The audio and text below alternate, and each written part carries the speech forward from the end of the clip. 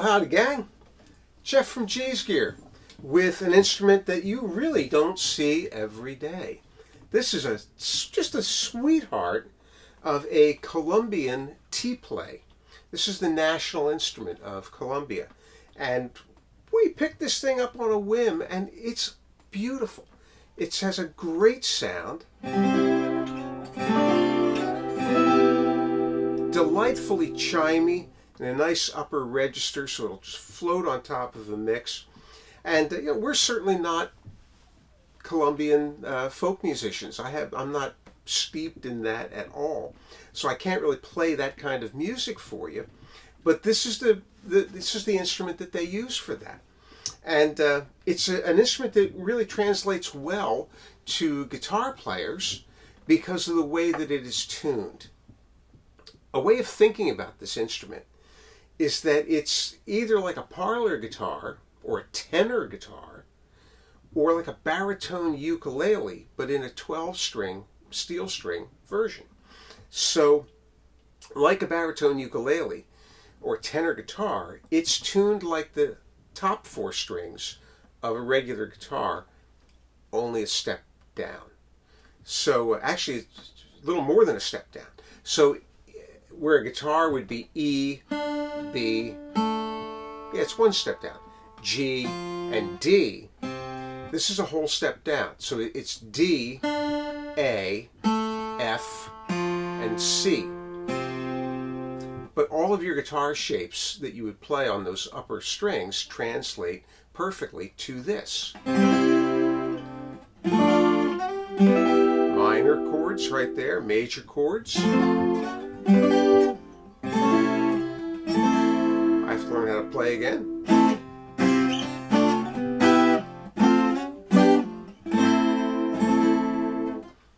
And like a 12-string guitar, it's tuned in octaves. It's 4 strings, 4 groups of 3 strings each. And on the low C string, on the F string, and on the A string, they're tuned so that the 2 outer strings are an octave higher in pitch than the string in the center. And that gives you that chiminess that a 12-string guitar has. The D string here, the high string, is just 3 unison strings.